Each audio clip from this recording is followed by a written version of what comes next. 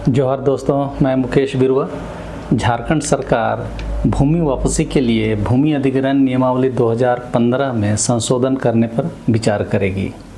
भूमि अधिग्रहण अधिनियम 2013 के धारा 101 में यह कहा गया है कि यदि 5 साल तक अधिग्रहित जमीन पर कोई काम नहीं होता है तो जमीन भूस्वामियों को वापस लौटाई जाएगी। यह प्रावधान यूपीए सरकार के समय मूल कानून में बनाया गया था, लेकिन जैसे ही मोदी सरकार 2014 में आई, इस धारा में बदलाव के लिए अध्यादेश पहले तो लाया गया, फिर इसका रेगुलेशन बनाकर 5 साल की अवधि को असीमित कर दिया गया। इसमें लिखा गया 5 वर्ष या जो भी प्रोजेक्ट में अंकित है, इनमें से जो ज़्यादा है वही माना जाएगा। लेकिन अध्यादेश ज़्यादा दिन तक नहीं चला। केंद्र सरकार ने रूल बनाने के लिए डायरेक्शन जारी किया, जिसमें 5 साल की अवधि को असीमित करने का प्रावधान था।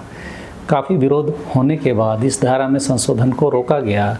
फिर इसी धारा के एक्सप्लेनेशन में यदि आप देखेंगे तो उसमें कहता है कि यदि सरकार का अपना भूमि बैंक है तो जो अधिग्रहित ज़मीन है वह 5 वर्ष पूर्ण होने के बाद उस भूमि बैंक में ही जमा की जा सकेगी। यही वह प्रावधान था जिसके आलोक में रघुवर दास ने झारखंड में भूमि बैंक की स्थापना की थी, ताकि भूमि अधिग्रहण अधिनियम 2013 की धारा 101 में कोई संशोधन की आवश्यकता ना पड़े और काम भी हो जाए। अपने उद्योगपति दोस्तों को औने पौने दामों पर ज़मीन अलॉट करने की कोशिश नाकाम ना हो, यही भूमि बैंक बनाने की असली मंशा थी। और सरकार की अपनी भूमि बैंक बनाने से ज़मीन वापस भूस्वामियों को लौटाने की आवश्यकता नहीं पड़ेगी। लेकिन हेमंत सोरेन की सरकार में मंत्री दीपक बिरुआ ने स्पष्ट किया कि 5 वर्षों तक ज़मीन का उपयोग नहीं होने पर उसे भूमि बैंक में रखने का जरूर प्रावधान है, लेकिन अगर रैयतों को ज़मीन की ज़रूरत होगी तो सरकार उन्हें वापस करने पर विचार करेगी। इसके लिए सरकार राज्य की भूमि अधिग्रहण नियमावली 2015 में आवश्यक संशोधन पर जल्द विचार करेगी। चर्चा की शुरुआत विधानसभा की कार्रवाई शुरू होने के बाद विधायक प्रदीप यादव ने अल्पसूचित प्रश्न में झारखंड भूमि अधिग्रहण नियमावली 2015 में आवश्यक संशोधन की मांग की थी। उन्होंने कहा कि जिस भूमि का अधिग्रहण जिस उद्देश्य के लिए किया गया है, उसमें 5 वर्ष तक उद्देश्य पूरा नहीं होने पर उसे भू रैयतों को वापस करना होता है। जिंदल सहित कई कंपनियां ऐसी है जहां 5 वर्ष में भी अधिग्रहण का उद्देश्य पूरा नहीं हुआ है। इस पर मंत्री दीपक बिरुआ का कहना था कि सदन यह चाहता है कि जो जमीन उपयोग में नहीं है उसे वापस किया जाए, तो हम जल्द ही संशोधन लाएंगे। यह बहुत बड़ी उपलब्धि होगी यदि हेमंत सरकार इस पर नियमावली संशोधन करती है तो। कुछ दिन पहले मैंने एक वीडियो में यह खबर आपको बताई थी कि झारखंड में पहली बार माइनिंग के लिए ली गई जमीन रैयतों को लौटाई गई। अधिग्रहित जमीन का इकरारनामा के अनुसार उपयोग नहीं करने पर बड़कागांव अंचल के 26 रैयतों को उनकी 56.88 एकड़ जमीन वापस करने का आदेश दिया गया था। पीठासीन पदाधिकारी के रूप में तत्कालीन कल्याण मंत्री चंपई सोरेन के कोर्ट ने यह फैसला सुनाया था। प्रथम दृष्टया यह आदेश लगता है कि भूमि अधिग्रहण अधिनियम की धारा 101 के आलोक में ही लिया गया होगा, लेकिन ऐसा नहीं था। कोर्ट ने CNT एक्ट 1908 की धारा 49(5) के तहत रैयतों के पक्ष में फैसला सुनाया था।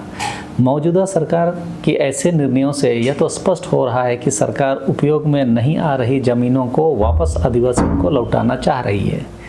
भूमि अधिग्रहण अधिनियम 2013 को रघुवर दास ने 2015 में संशोधन करके उस पूरे अधिनियम के 2 महत्वपूर्ण चैप्टरों को अनुपयोगी घोषित कर दिया। ये चैप्टर थे चैप्टर 2 और चैप्टर 3। पूरा चैप्टर ही उड़ा दिया गया। इसी चैप्टर में प्रावधान था कि सोशल इम्पैक्ट असेसमेंट रिपोर्ट के तहत सामाजिक आकलन आवश्यक था। इसी चैप्टर में पब्लिक पर्पस को सत्यापित करने का प्रावधान था। इन्हीं 2 चैप्टरों में इन्वायरमेंट इम्पैक्ट असेसमेंट रिपोर्ट की भी सत्यापन ग्राम सभा से करने का प्रावधान था।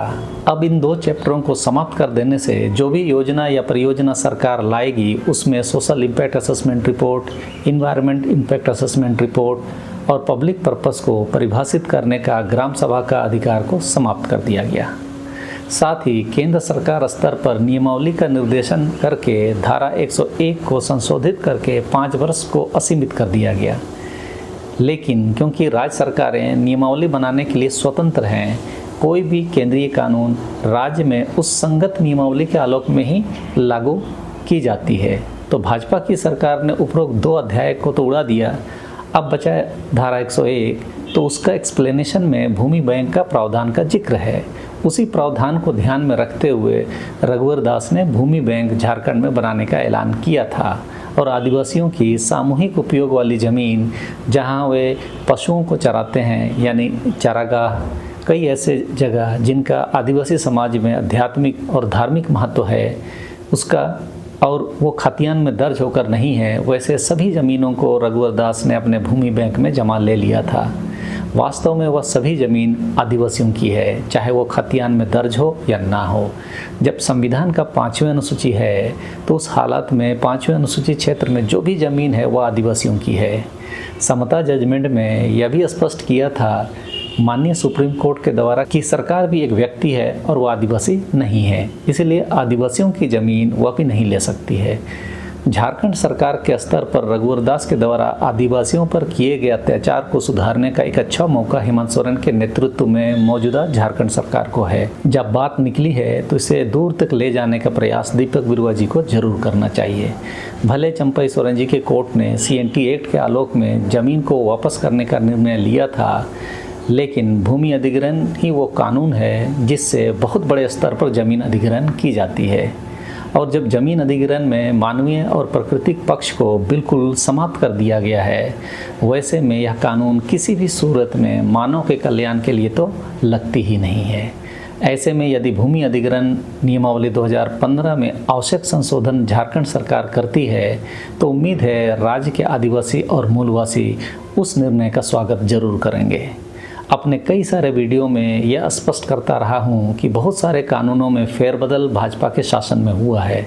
समय रहते झामुमो और कांग्रेस को उन संशोधनों को जनता के हित में बदलने का प्रयास जितना जल्दी हो सके करना चाहिए और यदि संशोधन जनता के हित में होगा तो उसका असर आने वाले विधानसभा चुनाव में होने से कोई इनकार नहीं कर सकता। खबर तो ये अच्छी है कि भूमि बैंक से रैयतों को ज़मीन वापस देने के लिए नियमावली में हम संशोधन करेंगे, लेकिन यह खबर सिर्फ खबर ही ना रहे बल्कि हकीकत बने, यही आदिवासी और मूलवासी उम्मीद कर रहे हैं। चलिए इस वीडियो में इतना ही। सबों को धन्यवाद। जोहार।